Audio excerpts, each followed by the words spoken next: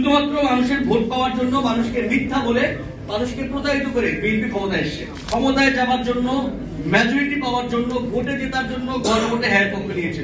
এটা মিথ্যার আশ্রয় নিয়ে বিএনপি সরকার এসেছে, বিএনপি ক্ষমতায় এসে মেজরিটি পেয়েছে। দেশটি জারি করবার প্রায় 1 মাস পরে তফসিল ঘোষণা করা হয়েছে, তারপর নির্বাচনের দামানো শুরু হয়েছে এবং সেই বাস্তবায়ন আদেশে স্পষ্ট করে গণভোট কিভাবে হবে, গণভোটে কয়টি প্রশ্ন থাকবে, গণভোটে কি কি প্রশ্ন থাকবে সবকিছু স্পষ্ট করে বলা ছিল। আপনি তারেক রহমান বলেন, সালাউদ্দিন আহমেদ বলেন, সবাই নিশ্চয়ই সেই আদেশ বাস্তবায়ন আদেশটি দেখেছে, তারা সেটি পড়েছে। গণভোট কয়টি প্রশ্নের ভিত্তিতে হবে এবং কি কি প্রশ্ন থাকবে সেটি তারা 3 ঘন্টা নয় 1 মাস বসে দেখার সুযোগ পেয়েছে এবং 1 মাস বসে তারা দেখেছে সেই বাস্তবায়ন আদেশে গণভোটের কথা বলা আছে। তারা দেখবার সুযোগ পেয়েছে যে এখানে সংবিধান সংস্কার পরিষদ বলতে একটা বিষয়ের কথা বলা আছে। তারা 1 মাস বসে দেখার সুযোগ পেয়েছিল যেখানে একটা দ্বিতীয় শপথের কথা বলা আছে, যেটি সংবিধান সংস্কার পরিষদের শপথ হবে। এই 1 মাস বসে দেখার পরে তারা কি করলেন, তারা যখন ভোট চাইতে নামলেন তখন তারেক রহমান রংপুরে গিয়ে, সালাউদ্দিন আহমেদ কক্সবাজারে গিয়ে বললেন যে দয়া করে গণভোটে হ্যাঁ দিন।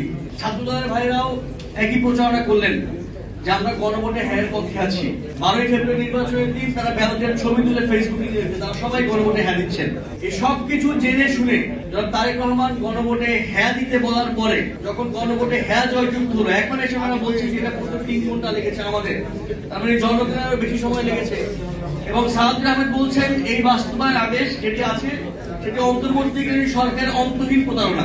মানে 1 মাস বসে তারা প্রতারিত হয়েছেন, 1 মাসে টের পান নাই যেটা অন্তহীন প্রতারণা। 1 মাসে টের পান নাই এবং তারা আবার টের না পেয়ে প্রতারিত হয়ে 1 মাস পরে গিয়ে আবার গণভোটে হ্যাঁ ভোট চাইছেন, এখন এসে বলছেন এটা প্রতারণা।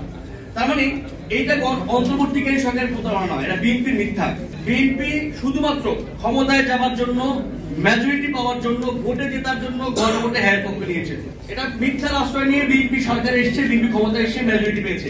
2/3 মেজরিটির কথা শোনা যায়, 213 আসনের কথা শোনা যায়।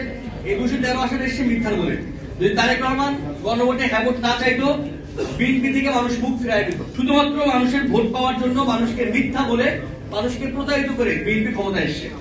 দ্বিতীয় আলোচনা, বিএনপির 31 দফা, বিএনপি তাদের যে নির্বাচনের ম্যানিফেস্টো তার থেকে 31 দফার প্রচার মার্কেটিং এবং বেচা বিক্রি বেশি করেছে। 31 দফার প্রথম দফায় বলছে সংবিধান সংস্কার পরিষদ বা সংবিধান সংস্কার কমিশন, এবং এটা বলছেন আমরা বিগত কয়েক বছর ধরে।